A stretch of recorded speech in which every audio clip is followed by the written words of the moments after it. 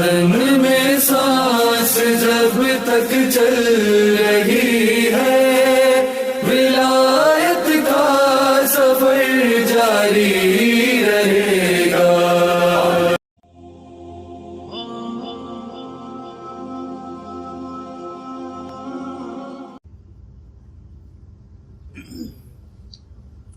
اعوذ باللہ من الشیطان اللعین الرجیم، بسم اللہ الرحمن الرحیم۔ حضرات السلام علیکم۔ اس وقت میں آپ کے سامنے ولایت کا سفر یوٹیوب چینل پر حاضر ہوا ہوں، حق کے زہرا کے عنوان پر کچھ لمحے گفتگو کرنے کے لیے۔ حق کے زہرا پر گفتگو کرنے کے لیے میں ایک آیت کا سہارا لیتا ہوں جو بہت مشہور ہے، ان الدین عند اللہ الاسلام، اللہ کے نزدیک دین بس دین اسلام ہے۔ اس اسلام میں جس آیت کی تلاوت کی ہے اس کے ظاہر اسلام کی حقانیت کا اعلان ہو رہا ہے، اور باطن تمام مذاہب اور تمام ادیان کی تردید کی جا رہی ہے، اس لیے کہ عبادات ہر مذہب میں ہے، تصور خیرات ہر مذہب میں ہے، لیکن جو اہمیت حقوق الناس کی مذہب اسلام میں ہے وہ کسی اور مذہب میں نہیں پائی جاتی۔ اس لیے اسلام میں سب کا برابر سے حق رکھا گیا ہے، اور اسلام کا مذہب اسی لیے آیا تھا کہ کسی کے حق کی پامالی نہ کی جائے۔ اسلام اس کا پیغام دیتا ہے کہ کسی کا حق غصب نہ کیا جائے۔ اس اسلام کو لانے والے پرافٹ محمد صاحب، حضور سرور کائنات جو ہمارے آخری نبی بھی ہیں، وہ اس اسلام کو لے کر آئے، لیکن اس اسلام کو پھیلانے سے پہلے، اس اسلام کو پہنچانے سے پہلے انہوں نے اپنی صداقت کا کلمہ کافروں سے پڑھوایا،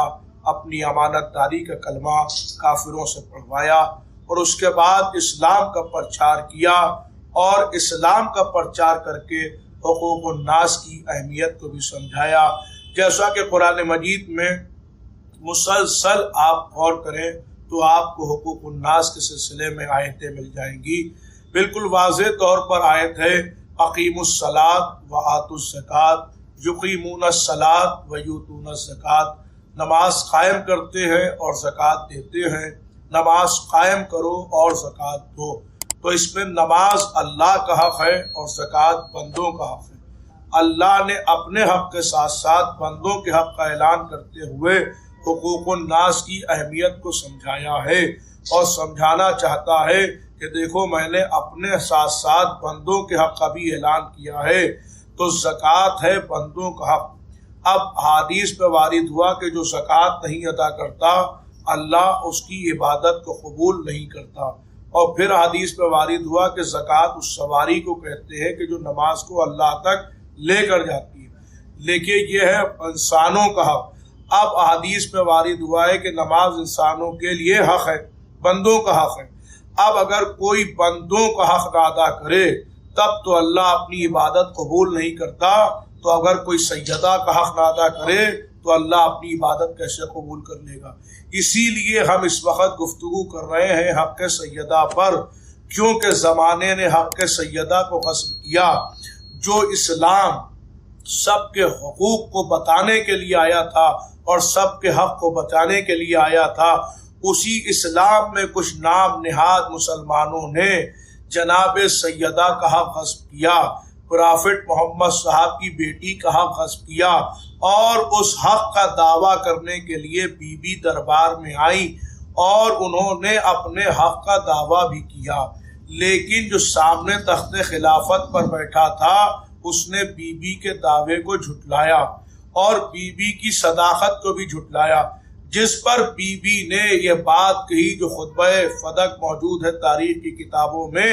کہ ایھا الناس، انسانوں سے خطاب کیا اور فرمایا کہ مجھے پہچانو، میں فاطمہ بنت محمد ہوں، میں محمد کی بیٹی فاطمہ ہوں۔ یعنی انسانوں سے خطاب کر کے بی بی نے اپنا تعارف کرا کے بتایا کہ دیکھو جس اسلام کی یہ بات کر رہے ہیں اسی اسلام میں میرا حق غصب کیا جا رہا ہے۔ میں محمد کی بیٹی اپنا حق مانگنے کے لیے آئی ہوں مگر ان کا حق نہیں دیا گیا۔ اب انسان فطرت انسان ہے اور انسان کی بارگاہ میں ایک سوال رکھنا چاہتا ہوں کہ جس کے دل میں انسانیت ہے، جو انسانیت پسند انسان ہے، وہ ذرا سوچے کہ جو اسلام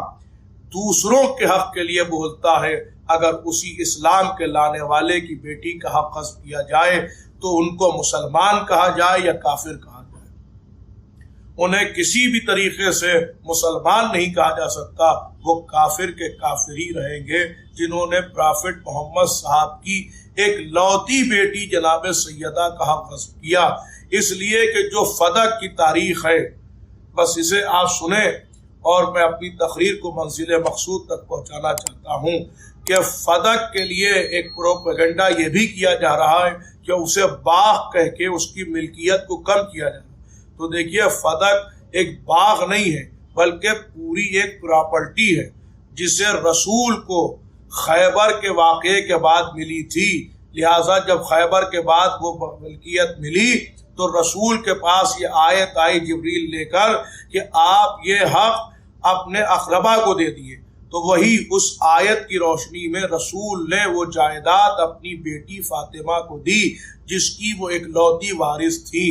لیکن نام نہاد مسلمانوں نے وہ بیٹی سے چھین لی جس کا بی بی نے دعویٰ کیا، اور اس کے بعد صرف دعویٰ کیا اور اس کے بعد جب نہیں حق دیا تو بی بی سے تحریر مانگی گئی اور بی بی کی تحریر کو بھی پھاڑ دیا گیا، جس پر بی بی نے فرمایا کہ جیسے تو نے میرے بابا کی تحریر کو چاک چاک کیا ہے خدا ایسے ہی انتقام لے گا اور تیرے شکم کو بھی چاک چاک کر دے گا۔ لہٰذا وہ صدیقہ بی بی تھی اور صدیقہ بی بی کی دعا رد نہیں ہو سکتی، لہٰذا تاریخ کے دامن میں یہ بھی واقعہ موجود ہے کہ جس نے سیدہ کا غصب کیا تھا اس پر عذاب خدا نازل ہوا اور اس کا پیٹ چاک چاک ہو گیا۔ لہٰذا ہم ان ایام عزائے فاطمیہ میں اس یوٹیوب چینل کے ذریعے بتانا چاہتے ہیں کہ بی بی مظلومہ بی بی ہے، اس کے ساتھ ناانصافی ہوئی، لہٰذا ہم قاتل زہرا پر کل بھی لعنت کرتے تھے، آج بھی لعنت کرتے ہیں اور قیامت تک لعنت کرتے رہیں گے، اور جنہوں نے حق سیدہ کو غصب کیا ہے ان پر ہم نے کل بھی لعنت کی تھی، آج بھی لعنت کرتے ہیں اور قیامت تک لعنت کرتے رہیں گے۔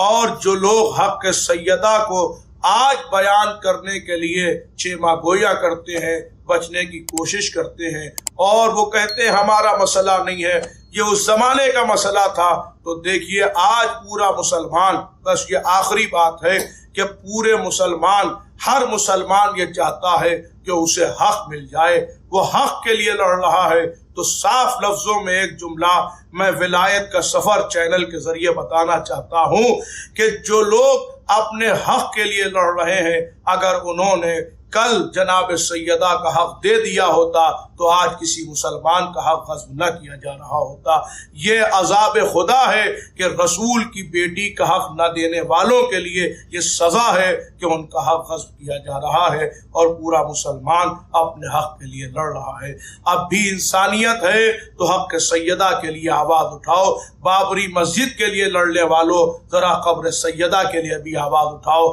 قبر سیدہ کے لیے بھی آواز اٹھاؤ، قبر سیدہ کے لیے بھی آواز اٹھاؤ، اس لیے کہ بی بی کل بھی مظلومہ تھی، آج بھی مظلومہ ہے۔ والسلام علیکم ورحمۃ اللہ وبرکاتہ۔